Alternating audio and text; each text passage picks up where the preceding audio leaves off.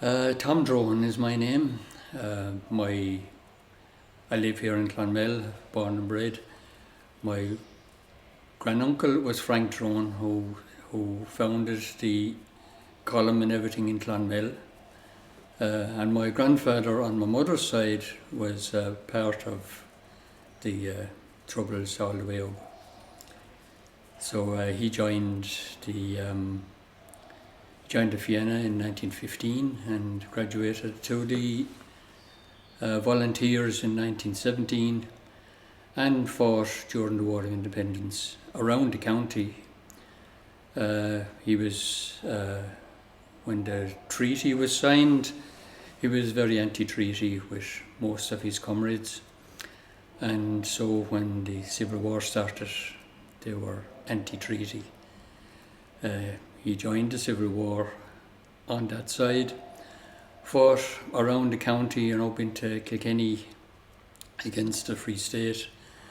Was finally arrested in 1923, I think it was, when they were ambushed outside the town here in Knockclofty. His two comrades, one of them was badly injured, machine gun fire, but he recovered and later stood for my grandfather's best man. And the other chap that was arrested with him at the time was from the town as well, another good friend of his. They were sentenced to 3 years penal servitude for their troubles. They ended up in Hare Park there in the Curragh for that. He spent the time, I believe, as an orderly in the hospital. There was quite a few of them injured, and that was his hard labour, if you like. While he was there, he participated in digging tunnels, and some of the lads escaped, for which they were treated for. But when he was finally released, then in 1924, I think it was, they came back to town here and discovered that because he was anti-treaty and excommunicated, and that he just wasn't wanted. I think there was no jobs. All the builders or whatever were on the opposite side, so he ended up emigrating to England, of all the places, and worked for McAlpine. He was a master carpenter and joiner, so he had no problem getting work. He had the skills. But the fact that he had to emigrate after all they were through, was that affected him all right. Yeah. So he took the pledge when the pledge came in that you can't drink until Ireland was free, and he maintained it. He never drank afterwards. So while you could say the other builders were enjoying themselves over in London, he was attending the opera and things like that. He used it as a cultural time. So that is generally, like, after the Civil War, he was consulted on pensions and who was part of the column and this kind of stuff. Very dicey subject, I'd say, at the time. He was very passionate that the people who looked after them during the War of Independence and the Troubles, as he called them, never got any compensation for what they went through. He said they ate some of them out of house and home, as well as the people putting their lives in total danger. If they were found in a place, the house was burned down by the British, if the family weren't executed on the spot. And yet, when everything was over, they were completely ignored. That was a sore point with him. And do you remember the man? Oh yes, yeah. I do indeed, yeah. No, a lovely, quiet man, actually. It's amazing when you look into what was the background, but a lovely, quiet man, very sensitive about the new republic that we had, the country that we had. I was severely warned when I went away to college that I was not to get involved with Sinn Féin or the troubles in the north which were happening in 1970. That's the time I was heading away. That I was not to get drawn into that. Didn't want things progressing. We had our country and it should be looked after. He said that to you? He did, yeah. It was his parting speech when I headed out. His piece of advice that he obviously from a very early age was totally nationalist. His mother and father were very involved in the 1918 election. She was out all the time, I believe. She was a incoming man. She was a great organiser from what I can hear of people, and even after the whole thing finished, she would still organise the children in the street to bring them to picnics and all this kind of stuff. And his father ended up as an alderman for Sinn Féin here in the town. So I suppose they were very involved in the founding of the state. That's the story. What were their names? His name was Jack Delaney, and he was a master carpenter. Apparently a gasman altogether, in that he had a huge interest in nature. So plover catching, fishing, tied his own flies. Actually, they say that he went out the river, caught a fish, brought it home, gutted it to see what was being ate that day, tied his own flies, went back up, caught his dozen trout and that he could give to the neighbours on the way down. And it is said that he had a dog that was half otter, that he could order into the river if he hit a salmon, and that the dog would bring the salmon safely onto shore. These are the stories. So, did they have many children? Just the one. My grandfather Larry was an only child, so as I said, he joined the Fianna in 1915, and when he was old enough, he was accepted into the volunteers in 1917, and then when the War of Independence started, he was an active volunteer all the way up to the treaty. And when you were growing up, did he talk to you about his time even in the Fianna back to those early days? The most he said about the Fianna was that they did a bit of marching and the rest of it, but they were taught signalling using flags. I suppose like today's Boy Scouts, that was kind of just organised into groups, brought out on hikes and everything, but they were shown the signalling and this kind of stuff. They did marching with hurleys and sticks, I suppose. They didn't have any guns as such. That would have changed when they joined the volunteers. And when did he become active in the volunteers? I'd say almost as soon as, they were active in the sense that they were marching and training and everything else, but when the War of Independence started, he was in full-time into he wasn't on the run, actually. He was able to get home. He seemed to be able to get home. He'd be called on. He would be called on if there was something happening, an ambush or whatever, or trenching, as they used to call it, digging the roads. And as the war progressed and the TANs came to town, it got more serious. So it was digging the railway lines, cutting telegraph poles. Trenching was a big one, I suppose.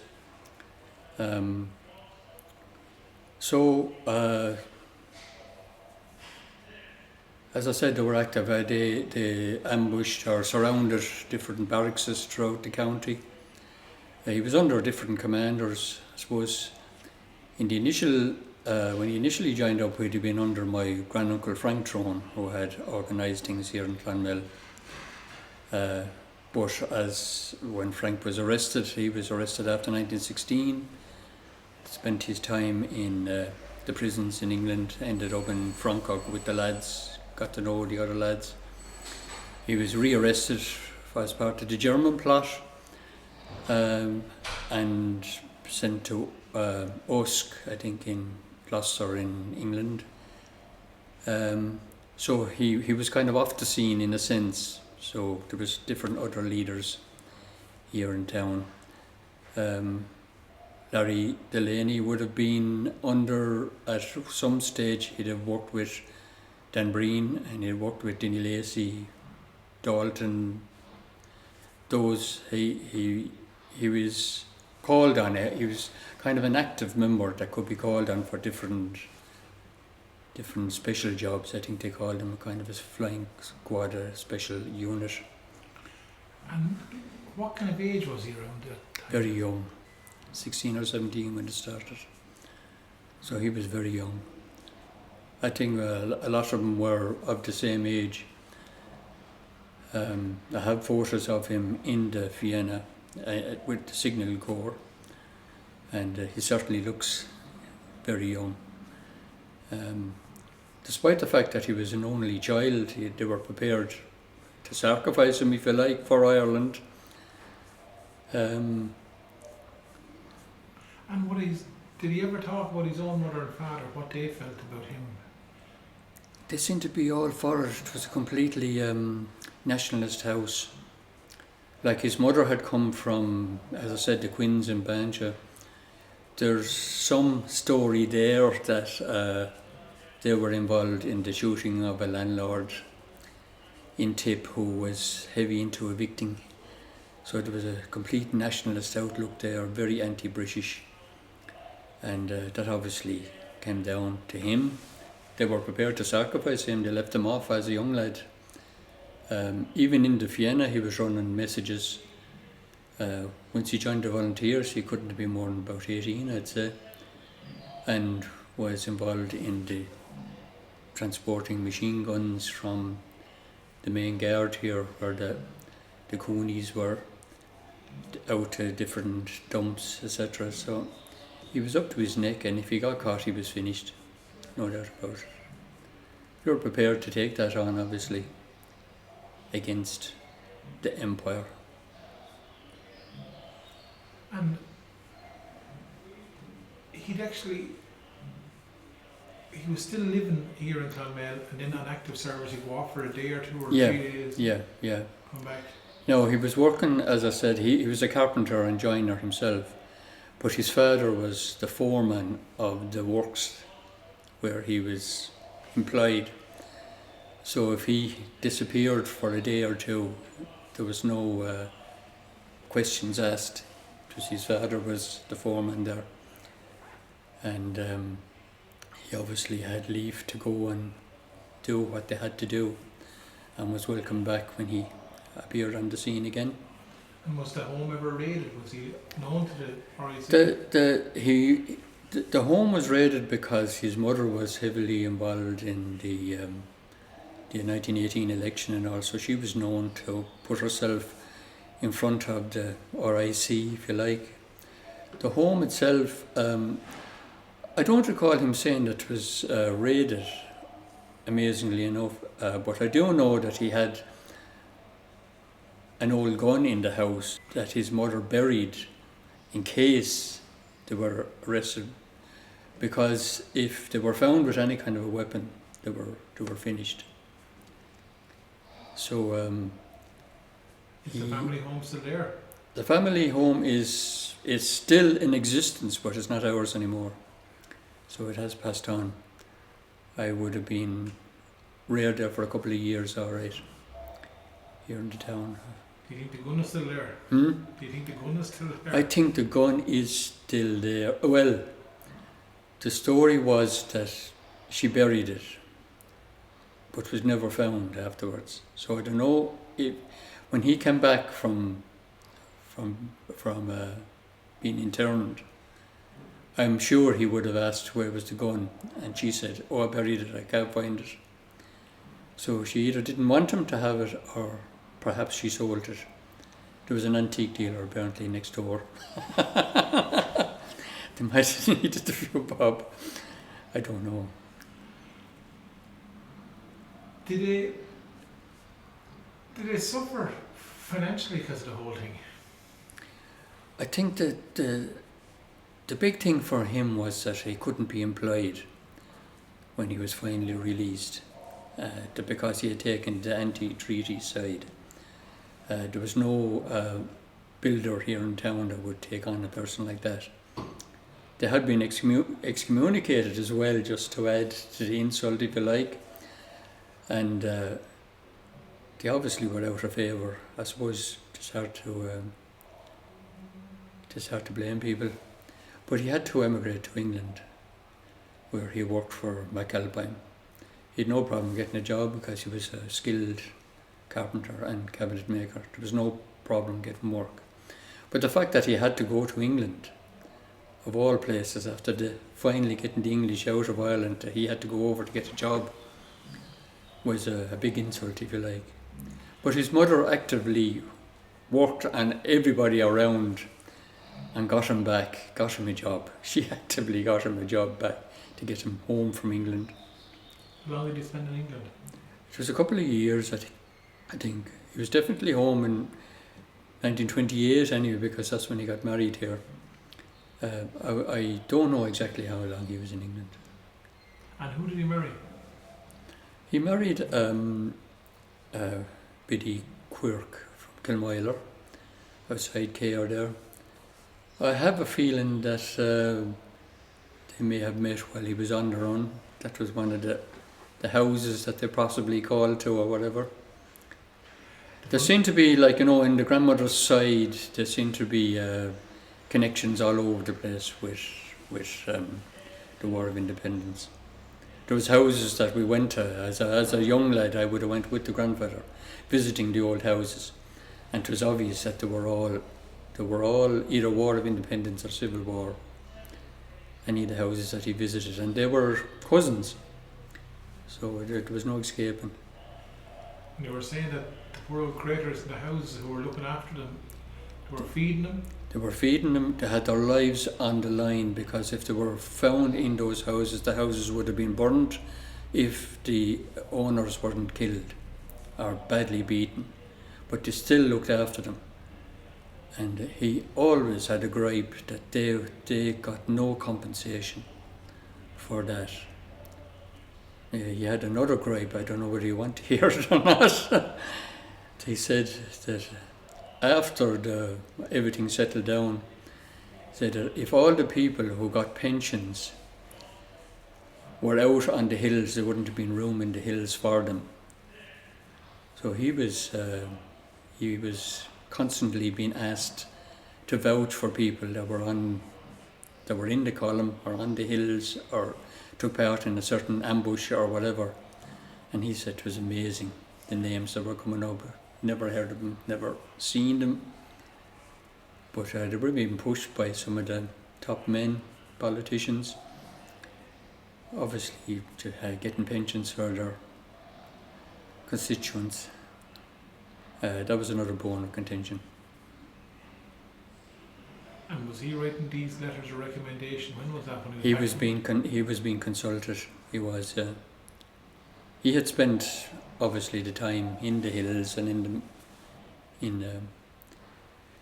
he had apparently great stories about the people that he stayed with, because they had a direct access or memory from the famine. And I was sitting quietly in the corner one time when he was relating stuff to a person who had come in to do some kind of a paper on what Ireland was like at the time. But when he finally discovered that I was there listening, I was sent to bed. But from what I heard, like, there were terrible times. It was the full-on starving at the side of the road, evictions, the certain landlords demanding the first go at the new wife. Permission had to be got from a landlord for her to marry. All those stories were there that he had picked up as he went to all these. When he was staying in these houses, he was obviously into conversation and listened to what was being said.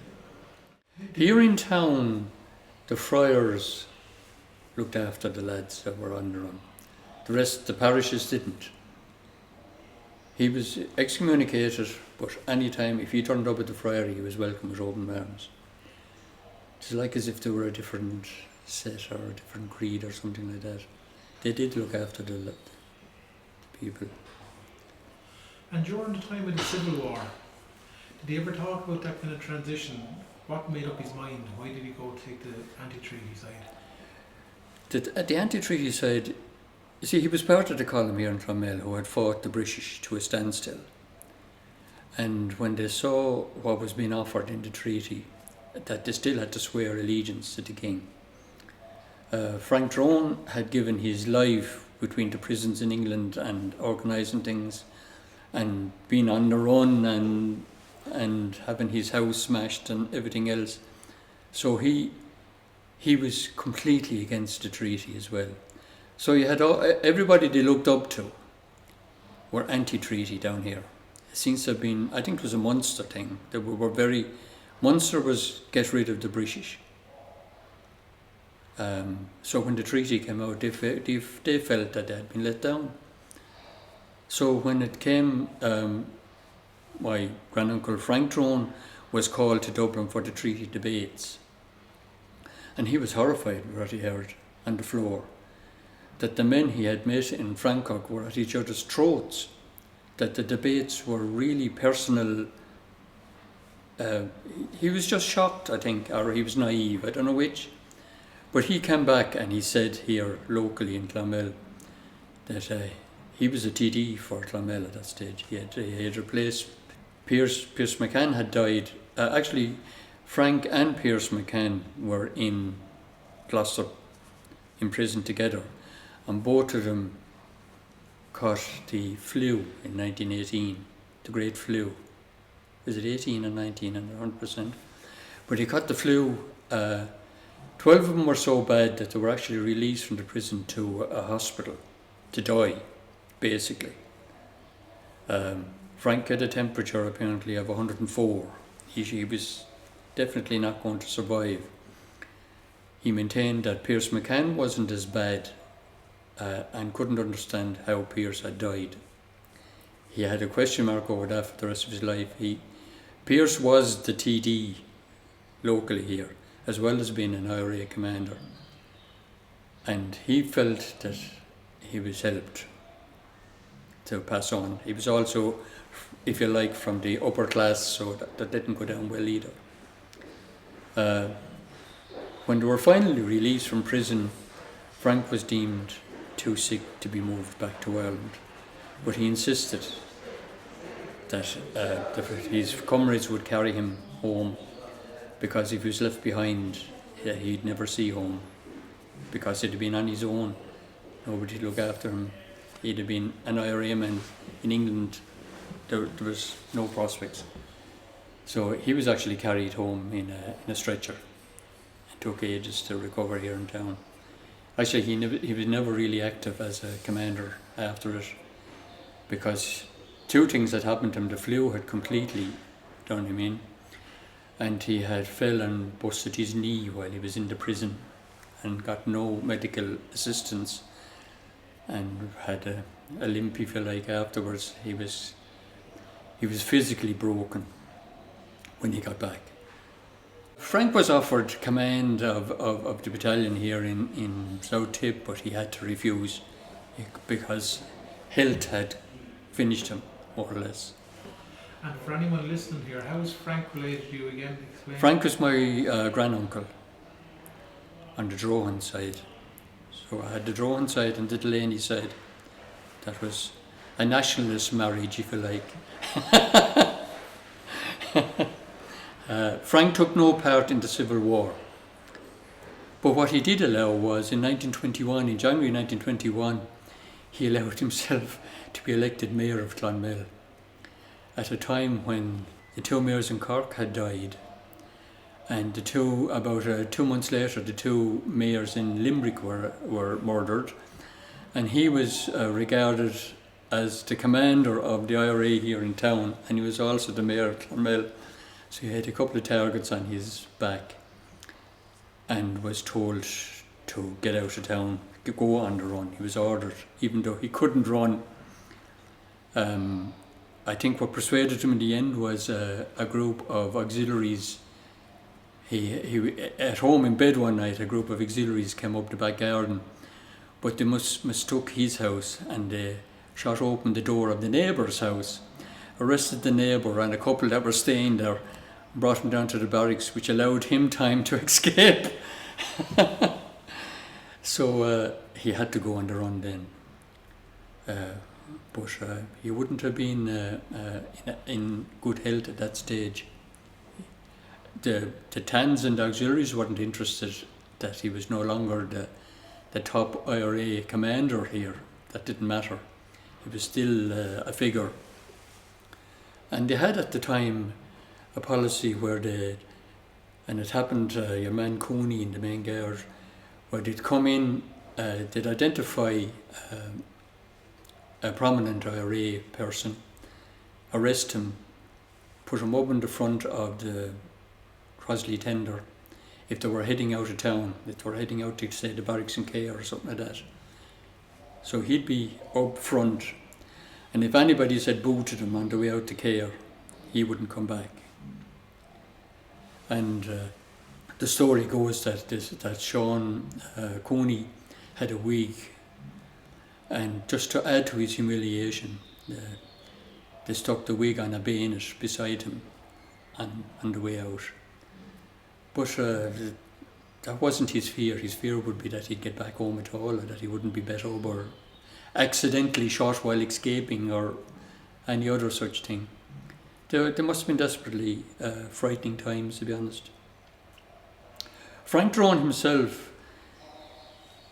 when he organised the men in 1916, on the week of 1916, and they marched outside the town to Rathronan outside the town to attack an RSC barracks. But they received word that the rising had been called off. So they had to smuggle themselves back into the town, hide their guns and destroy any documentation and pretend it never happened. But the next evening, the RIC arrived at gunpoint to his house, pushed themselves past his father, ran up the stairs, and at gunpoint he was ordered out of the bed and arrested. Now this was, Patrick Pearse had been shot the day before, so it must have been a terribly frightening time for the Drohan family, that Frank had been arrested. No idea where he was, no mobile phones or telegrams or anything. He was sent from Clonmel to Tipperary, from Tipperary to Cork, from Cork to Richmond Barracks, and then put on a boat for Berlin in Scotland, and ended up in Francoch. So they had no idea where he was, what was happening. Was he still alive? Was he gone? So frightening times for his family as well as. And was he a young man? Yeah, he was in his 30s, I think, at that stage. Yeah, or would he have been? No, 16. He'd have been late 20s, I think, at that stage. Yeah, but he was a total nationalist in that he founded the Gaelic League here in town. And then he founded the volunteers here in town. He went around to all the other towns, helping to organise the volunteers as well. He was invited into the IRB, so he was in the circle, if you like.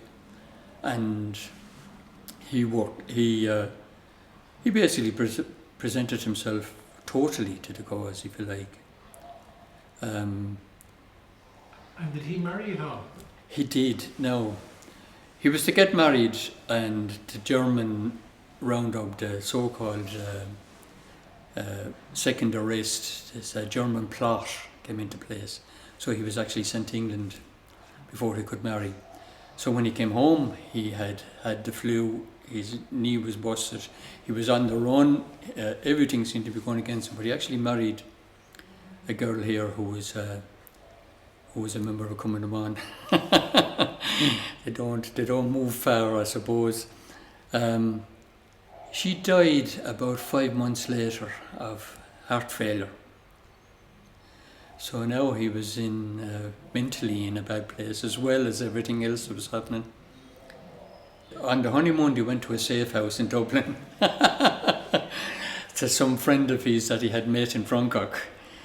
So they had to be very careful of anything that they did, I suppose. Her name was Margaret Davin. Her pet name would have been Aggie, so he sent a postcard from Musk when he was over there. Dear Aggie, this is a photograph of my hotel here in England. So he was obviously allowed to send a postcard with a photo of the prison on it. Obviously had to go through the censor and everything, so there was nothing much on it. I have a copy of that actually. But so he got a bad time of it really. He never remarried afterwards. He ran a little sweet shop there in little groceries in Irish Town that was originally belonged to his wife. And apparently if any kids landed for sweets, they'd had to ask for the couple of milchons or they got nothing. So he was kind of still promoting the bit of Gaelic until he died. He died, I was only one I think when he died, so I never met the man as such. Was him and your grandfather, were they close? No, they weren't. I don't know what the scene was there. I think my grandfather kept, if you like, he was a private man. I think the Civil War had an effect that anybody who took part in the Civil War had to be careful of what they said or where they were, or maybe identifying themselves at all. It's a strange setup. Wasn't really spoken of outside the family, I'd say. And Frank never remarried. And how many children did your grandfather have? My grandfather had 3 children. He had my aunt, my mum and my uncle. The only son died at 17. He was sent over for was considered to be a normal operation, and he didn't come back out of it at 17, so that was a major loss. So didn't have a great life, I suppose, although they did. I arrived then a year later, so as a new grandson, I suppose I was kind of taken over, which allowed me to tour with them to all these old houses and relations and listen to the old stories. Did he take you under his wing, did he? Kind of, yeah. Any weekend they might call up to the house, did anyone want to go for a spin, and I'd always be volunteering. He had an old Volkswagen and off we'd head. It probably would have bored the life out of anybody else, but I thought it was a great crack. Some of the houses were definitely still in the 1800s, I think. What I consider really old people now. I didn't consider my grandfather old, so they must have been 90s or whatever, and that the houses, some of them had no electricity. So they were the real thing. If I only had a camera, I'd have had some album. They were massive. Did he ever talk to you about guns or any of that kind of boy stuff at all?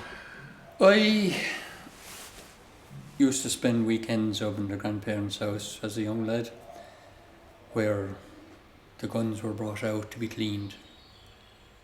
So I would disassemble the guns, oil them and put them back together again.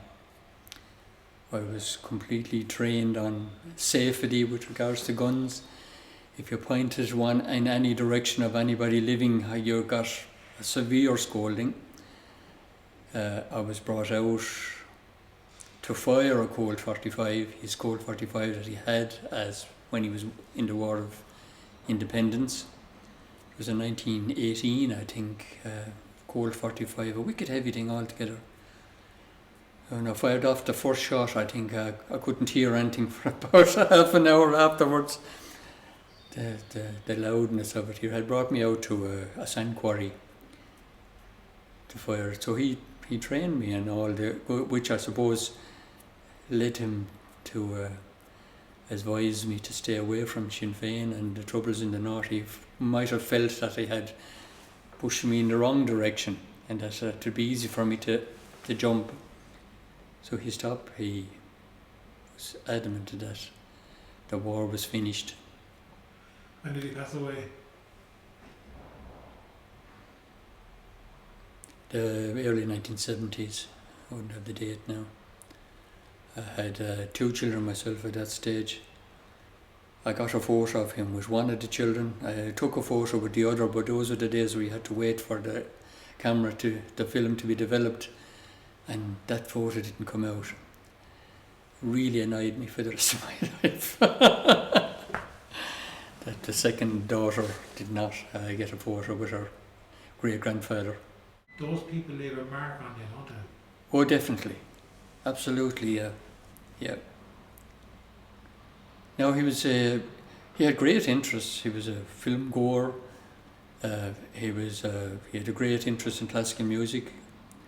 So I was brought to my first opera with him and everything. He was a very outgoing man altogether. Left school at 13, but highly educated.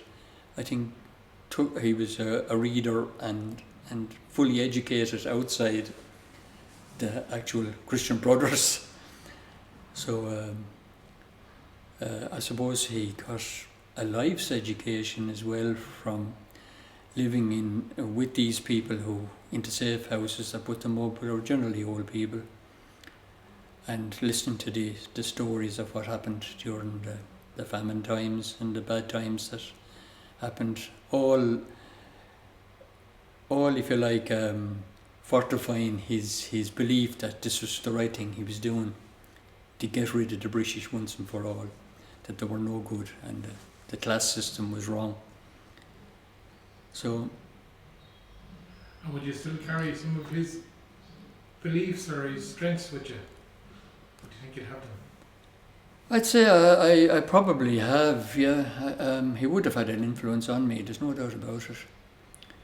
The grandmother used to laugh. She used to slag him down. If she was after getting cross with him about something, she'd say, out of the blue, she'd just say, I don't know what you're on about anyway. She'd say, you called your eldest daughter Elizabeth and you called your second daughter Margaret. The two royal sisters. That's good. No, completely ignoring the fact that his mother was Bessie Elizabeth and that her mother was Margaret.